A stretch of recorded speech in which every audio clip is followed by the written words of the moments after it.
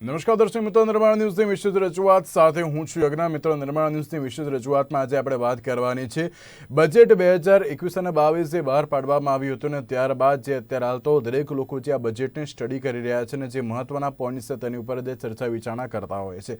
તેની સાથે આજનો આપણો આ મહત્વનો જે શો છે ને તેમાં પણ આપણે વાતચીત કરીશું કે બજેટમાં હવે કયા મહત્વના જે અત્યારે સુધારા વધારા કરવામાં આવે છે. સાથે જ્યારે બજેટની વાત થતી હોય છે ને તેમાં પણ મધ્યમ વર્ગના લોકો અને તેની સાથે જે નીચલા વર્ગના લોકો હોય છે ને તેમના માટે અત્યારે હાલ કેવા પ્રકારના પ્રાવધાન કરવામાં આવ્યા છે, સાથે તેમને કયા પ્રકારનો ફાયદો કે નુકસાન થશે તેની ઉપર અત્યારે હાલ તો નમેલું છે. એક બાજુ જ્યારે ભારતીય અર્થવ્યવસ્થાની વાત કરવામાં આવે તો IMF અને વર્લ્ડ બેંક દ્વારા તો એમ કહેવામાં આવ્યું હતું કે ભારતીય અર્થવ્યવસ્થા 2021 અને 22માં ઘણી અપ જશે અને તેની સાથે 11.7% જે ક્યાંક જે GDP પર પહોંચવાની જે સંભાવનાઓ છે વ્યક્ત કરવામાં આવી હતી દરેક જે ઉચ્ચ કક્ષાની જે સંસ્થાઓ છે તેમના દ્વારા. પરંતુ ભારતીય અર્થવ્યવસ્થા જે કોરોના કાળ બાદ જે કથળેલી પરિસ્થિતિમાં જે જોવા મળી હતી ને ત્યારબાદ જે આ બજેટ 2021 અને 22 જોવા મળ્યું છે ને તે કયા પ્રમાણેનું છે અત્યારે હાલ તેની ઉપર જે દરેક લોકોની નજર હોય તેવું લાગી રહ્યું છે. સાથે જ રીતે સવાલ એ પણ થતો હોય છે કે ભારતીય અર્થતંત્ર જે કથળતી પરિસ્થિતિમાં જોવા મળ્યું હતું અને બીજી બાજુ અત્યારે આ બજેટ 2021 અને 22 ક્યાંક તેના માટે વેક્સિન જેવું પુરવાર થશે કે કેમ તેને લઈને પણ જે રીતે સવાલ છે. ત્યારે આ મુદ્દા ઉપર ચર્ચા વિચારણા કરવા માટે અમારી સાથે જોડાઈ ગયા છે રવિ દિયોરા કે જેઓ માર્કેટ એક્સપર્ટ છે અને મયુરભાઈ મોઢા કે જેઓ ચાર્ટર્ડ એકાઉન્ટન્ટ છે. જે આ બંનેનું સૌથી પહેલાં તો સ્વાગત છે. સૌથી પહેલો પ્રશ્ન મયુરભાઈ હું આપને પૂછવા માંગીશ કે જ્યારે ભારતીય અર્થતંત્રની વાત કરતા હોઈએ ભારતીય અર્થતંત્રમાં ક્યાંક જે નીચલી સપાટીએ અત્યારે હાલ તો જોવા મળ્યું હતું કોરોના કાળમાં ક્યાંક ઘણા લોકોના જે ધંધા રોજગાર પણ નીચા થઈ ગયા હતા અને તેની સાથે અત્યારે હાલની પરિસ્થિતિ ક્યાંક એવી છે કે બજેટ 2021 અને 22 જે અત્યારે હાલ તો રજૂ કરવામાં આવ્યું છે તે શું ભારતીય અર્થવ્યવસ્થાને બેઠી કરવા માટે હોય તેવું લાગી રહ્યું છે? કઈ રીતે જોઈ રહ્યા છો મયુરભાઈ તેને?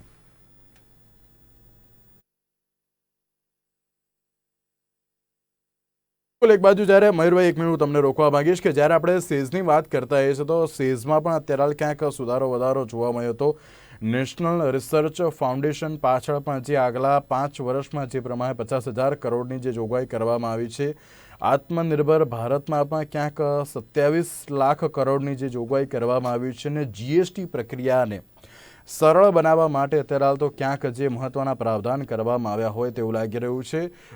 મયુરભાઈ આપને આ પ્રશ્ન કે જ્યારે મેં તમને પહેલાં પણ કહ્યું કે ક્યાંક ભારતીય અર્થતંત્રને બેઠું કરવા માટે અત્યારે હાલ ક્યાંક જે ફરી એકવાર વેક્સિન સ્વરૂપે સાબિત થશે કે પછી આત્મનિર્ભર ભારત જે સૌથી મોટું અત્યારે હાલ તો મહત્વનું કહી શકાય કે જે ભારત સરકાર કોઈ પણ મુદ્દા હોય તેમાં આત્મનિર્ભર ઉપર સૌથી વધારે જે જોર મૂકતા હોય છે અને તેમના દ્વારા પણ એમ કહેવામાં આવ્યું છે કે હવે ભારતને આત્મનિર્ભર કરવા માટે અત્યારે દરેક પ્રકારની જે જરૂરિયાત છે અને તે જરૂરિયાતને સંતોષવા માટે આગળ પગલાં લેવામાં આવશે.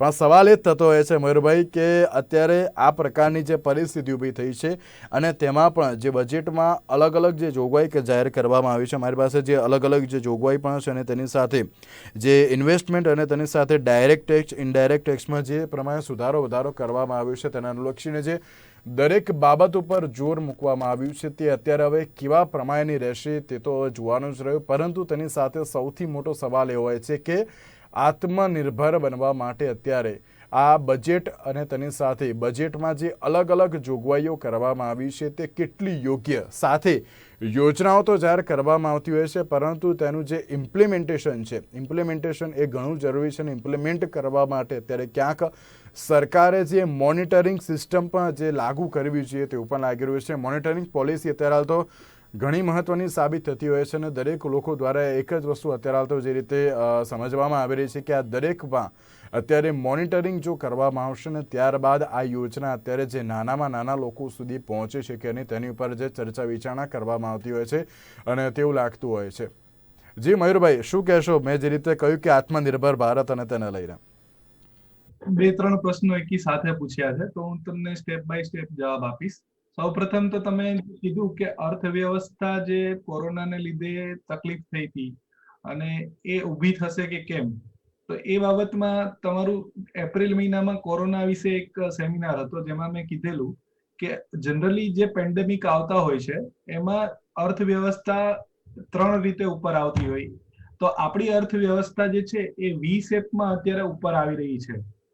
વી શેપમાં એટલે કે જ્યારે એક કોરોના કાળને લીધે સમગ્ર દેશમાં લોકડાઉન થઈ ગયું એટલે 2-3 મહિના સુધી આખું જ જે વી શેપમાં ડાઉન ગયેલું દરેક સેક્ટરમાં. જે સેક્ટરે સ્ટેપ બાય સ્ટેપ જ્યારે લોકડાઉન સ્ટેપ બાય સ્ટેપ ખોલવામાં આવ્યું એટલે વી શેપમાં ઉપર આવવા માંડી છે ધીમે ધીમે. તો એ ચિત્ર આખું એમણે રજૂ કર્યું અને એ સાથે આપણે સહમત છીએ કે વી શેપમાં આપણી અર્થવ્યવસ્થા ઉપર આવી રહી છે અને સરકાર એને માટે જે જરૂરી પગલાઓ જે છે એ એમણે 4 મિની બજેટ રજૂ કર્યા અને અત્યારે એક સંપૂર્ણ બજેટ રજૂ કર્યું અને એમાં વિવિધ સેક્ટર માટે એ પગલા લઈ રહી છે. એટલે સ્ટેપ બાય સ્ટેપ તમે જોઈ શકો છો કે એ લોકો દરેક સેક્ટર માટે કંઈક ને કંઈક લાયા છે આ અત્યારના બજેટમાં. સેક્ટર વાઇઝ તમે જુઓ તો એક જે હેલ્થ સેક્ટર છે એમાં બી બૂસ્ટ આપવા માટે એમણે ફંડિંગ વધાર્યું છે. ઇન્ફ્રાસ્ટ્રક્ચરમાં સૌથી વધારે બૂસ્ટ આપ્યું છે. એમાં બી માર્ગમાં અને રેલવેમાં બંનેમાં તમે જુઓ તો 1 લાખ કરોડ પ્લસ જોગવાઈઓ કરી છે, જેથી કરી અને ઇન્ફ્રાસ્ટ્રક્ચર ડેવલપમેન્ટ થાય અને માર્કેટમાં એક થોડી ઘણી રોજગારી બી ઊભી થાય અને માર્કેટમાં ડિમાન્ડ બી વધે એ રીતની પ્રક્રિયા હાથ ધરવામાં આવી છે. એટલે તમે અત્યારના પગલાઓ જે છે એ લોંગ ટર્મ પગલાઓ એમણે લીધેલા છે. એટલે અત્યારે ટૂંકા સમયગાળામાં એનો જવાબ આપવો અઘરો છે કે એ થશે કે નહીં થાય.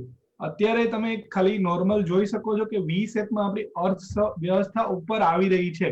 એ દરેક સેક્ટરમાં જોવા મળ્યું છે.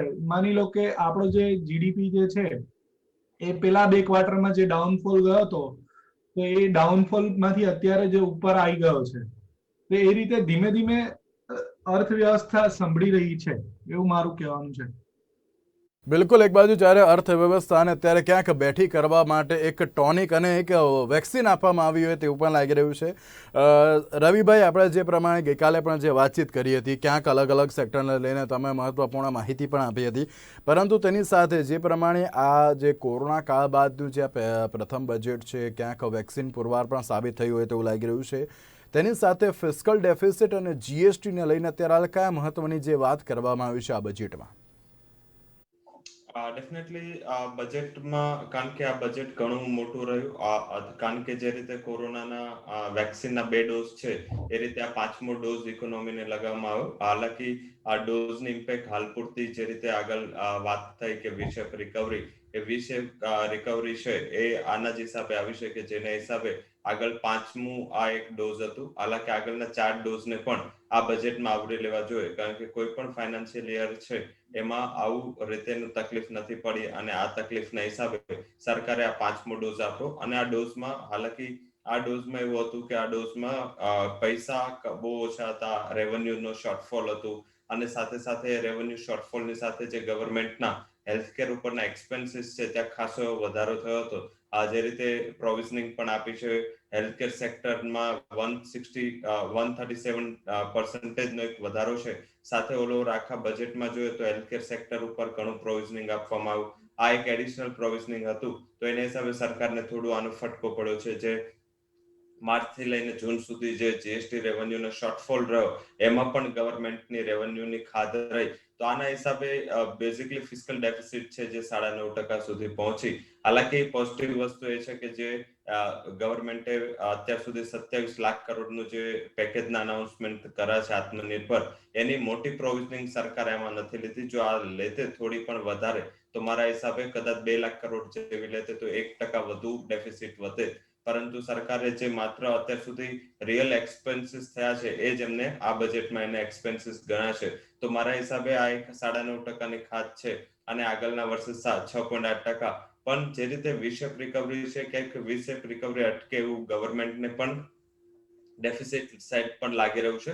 કારણ કે જે સરકારે જે આપણી 2 વર્ષ પહેલા આપણી ફિસ્કલ ડેફિસિટ 3.5% હતી, તો 3.5% થી પણ જો સરકાર 4.5% એ 2025-26ના બજેટમાં કીધું છે. મીન્સ કે 2025-26 સુધી આપણી જે ખાધ છે એ 4.5% સુધી રહેશે. મીન્સ કે સરકાર ત્યાં સુધી એગ્રેસિવ કદમ લેશે, ત્યાં સુધી ગવર્મેન્ટ છે એ કદાચ બજેટ જે પણ રજૂ કરે આગામી સમયમાં પણ, તો એનો ટોન થોડું સ્પેન્ડિંગ સાઈડ વધારે રહેશે. અને જ્યાં સુધી ગવર્મેન્ટ સાઈડથી કે જ્યાં સુધી આ સેન્ટ્રલ બેન્કર્સની લિક્વિડિટી સાઈડથી પ્રોબ્લેમ નહીં આવે, ત્યાં સુધી ઇકોનોમીને કોઈ એટલો પ્રોબ્લેમ નહીં આવે. હાલાકી ઓલવેઝ જે અત્યાર સુધી જો એઝ ઇકોનોમી જોઈએ તો યુ શેપ રિકવરી હંમેશા કારગર સાબિત થઈ છે. વી શેપ રિકવરીમાં થોડું રિસ્ક એ વધી જાય છે કે આટલું જલ્દી જ્યારે રિકવરી આવી જાય છે ત્યારબાદ થોડું કન્સોલિડેશનનો માહોલ ઇકોનોમીને ફેસ કરવો પડે છે. તો આઈ થિંક આ લિક્વિડિટીમાં થોડું પણ જો ઘટાડો કરવામાં આવે તો જે આર્થિક સંકેતો છે કે સેન્ટિમેન્ટ છે ત્યાં થોડી વોલ્ટાલિટી જોવા મળતી હોય છે. મેજર હવે ફોકસ ગવર્મેન્ટને કરવાનું છે એ ડેફિસિટને છોડીને હવે ઇન્ફ્લેશન ઉપર વધારે ફોકસ કરવાનું છે. કારણ કે અત્યાર સુધી જે ઇન્ફ્લેશન હતું એ સપ્લાય સાઇડનું ઇન્ફ્લેશન ઓલરેડી ગવર્મેન્ટને આનું પ્રેશર હતું. હાલાકી આ પ્રેશર થોડું ઓછું થયું ત્યારે ડિમાન્ડ સાઇડનું ઇન્ફ્લેશન છે જેનું પ્રેશર રહ્યું. જો ગવર્મેન્ટ આ રીતે અલ્ટ્રા લૂઝ પોલિસી અને સેન્ટ્રલ બેન્કરની અલ્ટ્રા લૂઝ પોલિસી અને ગવર્મેન્ટનું આટલું મોટું સ્પેન્ડિંગ જો જારી રહેશે તો આગળ જતા ઇન્ફ્લેશન ઉપર ઘણું મોટું રિસ્ક રહેશે. હાલાકી ડબ્લ્યુપીઆઈ ઇન્ફ્લેશન હજી પણ કાબુમાં છે. મારા હિસાબે હવે ડબ્લ્યુપીઆઈ ઇન્ફ્લેશનમાં ઘણો મોટો વધારો જોવા મળશે આગામી સમયમાં. ગવર્મેન્ટ હાલાકી આરબીઆઈની પોલિસી હોય કે ગવર્મેન્ટની પોલિસીઝ હોય જે સીપીઆઈ ઇન્ફ્લેશન બેઝ વધારે ફોકસ કરતા હોય છે, પરંતુ આગળ જતા આ એક સૌથી મોટું ઇન્ફ્લેશન એક રિસ્ક છે. અને આનું જે સંકેત તમને આરબીઆઈની પોલિસી છે જે શુક્રવારે આવવાની છે એમાં ના તો અત્યારે રેટમાં કોઈ ચેન્જ છે, ના તો એવું લાગી રહ્યું છે કે આરબીઆઈ પોતાની પોલિસીના ટોનમાં કોઈ ચેન્જ કરે. હાલાકી જે આ ઇન્ફ્લેશન 6% ઉપર સસ્ટેન રહ્યું તો જે આરબીઆઈ નો ટોન છે પોલિસીનો અકોમોડેટિવ એ ટોનમાં ચેન્જ કરવો પડશે આરબીઆઈ, કારણ કે વધારે પડતું ઇન્ફ્લેશન પણ ઇકોનોમી માટે નકારાત્મક હોય છે. તો બજેટની જે ઇમ્પ્લિકેશન્સ છે અને હવે ડેફિસિટ વધારવાનું જે ગવર્મેન્ટ પાસે ચાન્સીસ છે એ હવે ઓછા છે. ગવર્મેન્ટ જો હવે અહીંયાથી ડેફિસિટ વધારવા માટે કે જો આ ફિસ્કલ રોડમેપ થી થોડું પણ સાઇડલાઇન થશે તો આપણા જે રેટિંગ છે કન્ટ્રીનું ત્યાં સોવરેન રેટિંગમાં થોડું ચેન્જ થઈ શકે. અહીંયાથી ડાઉનગ્રેડ જો એક પણ નોચ આપણે ડાઉનગ્રેડ થઈએ તો આપણે સૌથી ખરાબ રેટિંગમાં પહોંચી જાય. તો ગવર્મેન્ટ પાસે અત્યારે એક લિમિટેડ રિસોર્સિસ છે જેમાં ગવર્મેન્ટને ઘણું કરવાનું છે અને જે આ બજેટમાં પણ આ પુરવાર થઈ રહ્યું છે.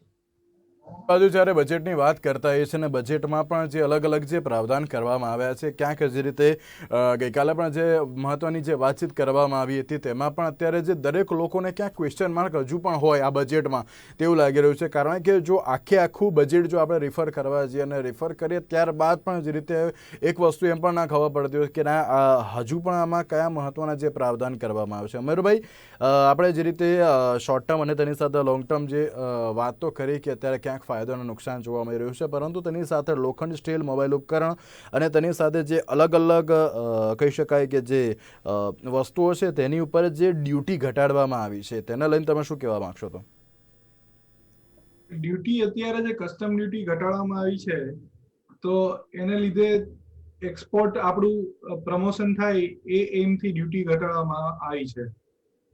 બાકી તમે એને ઓવરઓલ તો સેક્ટર વાઇઝ એનાલિસિસ કરવું પડે કે જે તે સેક્ટરમાં ડ્યુટીની વર્સ્ટ ઇફેક્ટ થશે કે ડાયરેક્ટ એમાં બેનિફિટ થઈ શકશે.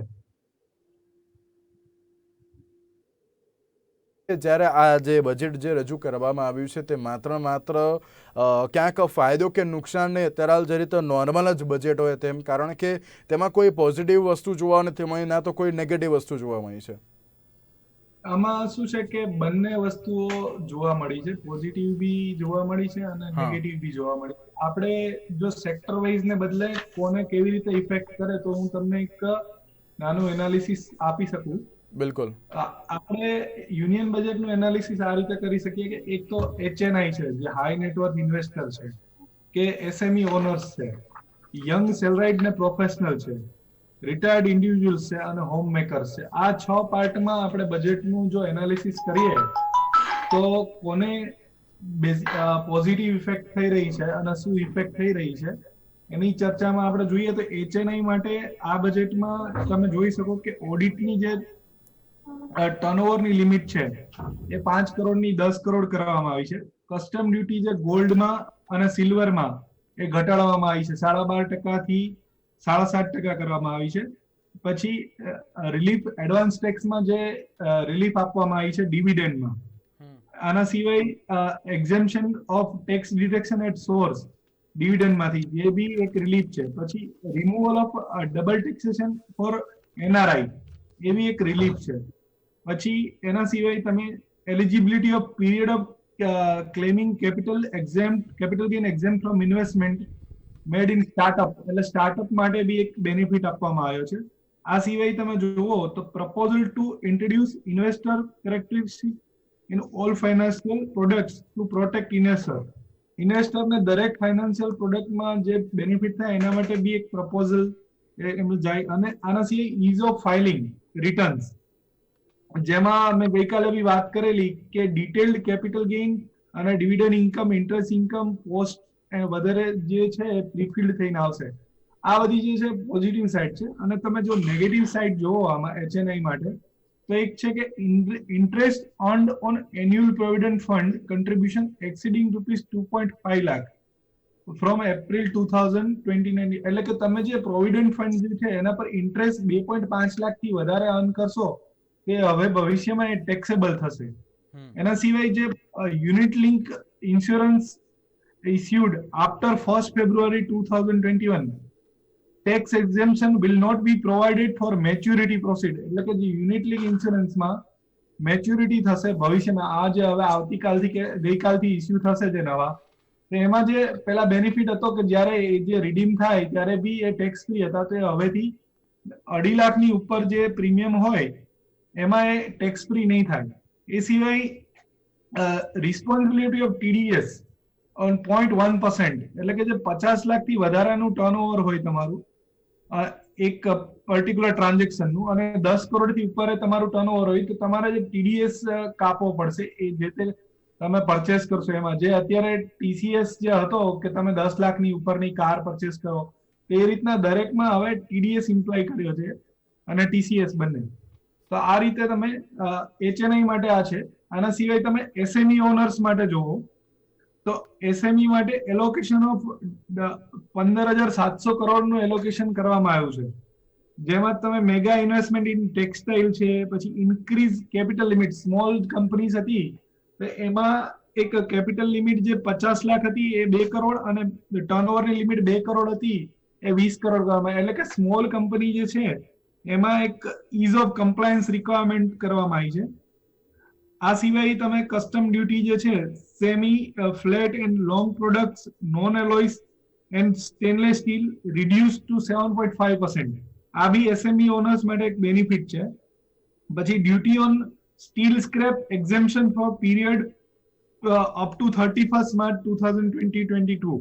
એટલે કે સ્ક્રેપ બિઝનેસમાં પ્રમોશન માટે એક આ નવી જોગવાઈ બજેટમાં કરવામાં આવી છે.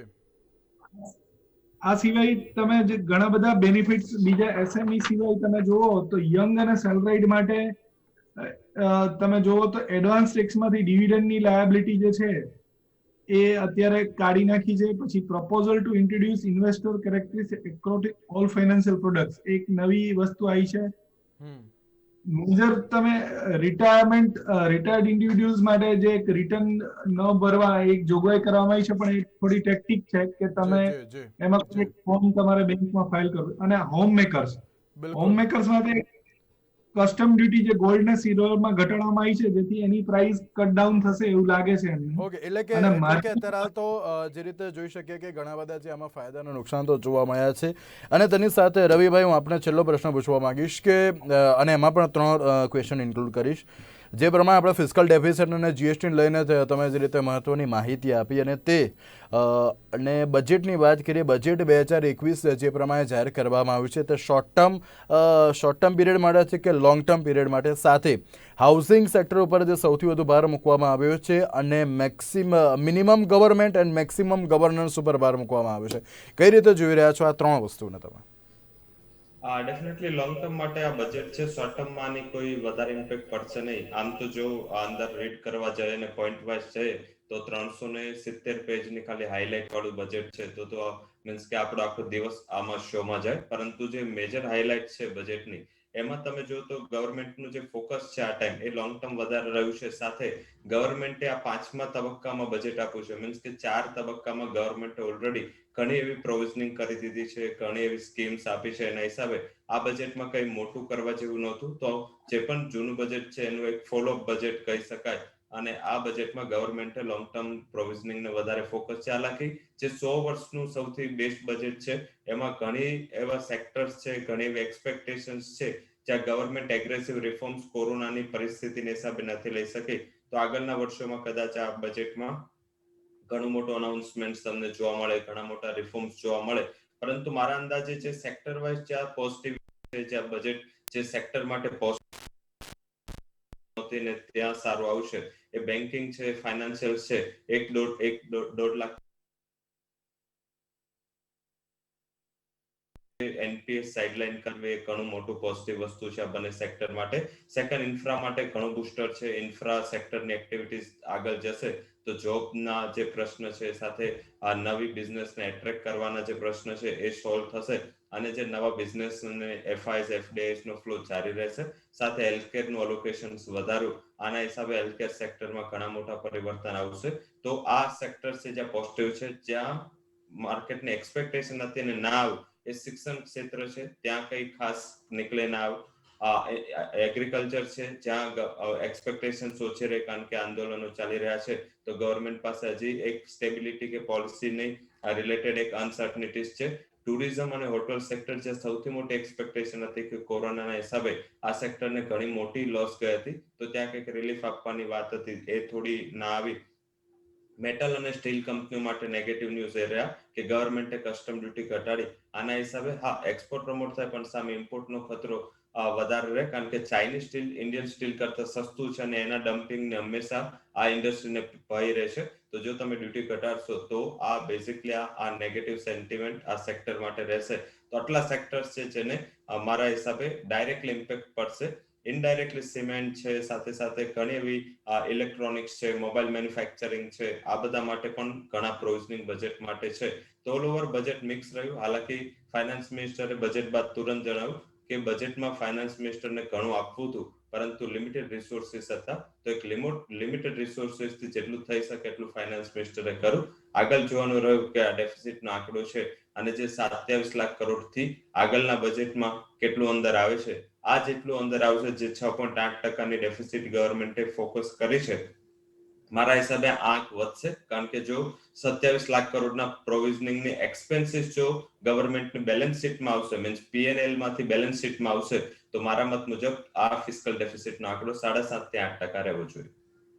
બાજુ જ્યારે બજેટ 2021 અને 22 ઉપર જે આપણે ગઈકાલે પણ જે ઘણી બધી જે ચર્ચા વિચારણાઓ કરી હતી અને તેની સાથે જે આજે ચર્ચા વિચારણા કરી તેની પરથી એવું લાગી રહ્યું છે કે ક્યાંક આ જે બજેટ 2021 અને 22 જોવા મળ્યું છે તે હવે એકવાર ક્યાંક જે લોંગ ટર્મ પીરિયડ માટે હોય તેવું લાગી રહ્યું છે અને જે રીતે લાંબા ગાળાના ક્યાંક ફાયદા માટે આ સરકારે મહત્વના જે પ્રાવધાન કર્યા હોય તેવું પણ લાગી રહ્યું છે. તેની સાથે હવે જોવાનું એ રહ્યું કે જે પણ યોજનાઓ અથવા તો જે પણ સુધારા વધારા કરવામાં આવ્યા છે સામાન્ય જનતા સુધી ક્યારે પહોંચશે અને તેની સાથે તેનું ઇમ્પ્લિમેન્ટેશન કેટલું થશે તે તો અત્યારે હાલ મહત્વપૂર્ણ જોવાનું રહેશે. તેની સાથે રવિભાઈ અને મયુરભાઈ આ બંનેનો આભાર અમારી સાથે આ ચર્ચા વિચારણામાં જોડાવા માટે. તો આજના બજેટ 2021ના વિશેષ કાર્યક્રમમાં બસ આટલું. રજા આપશો. નમસ્કાર.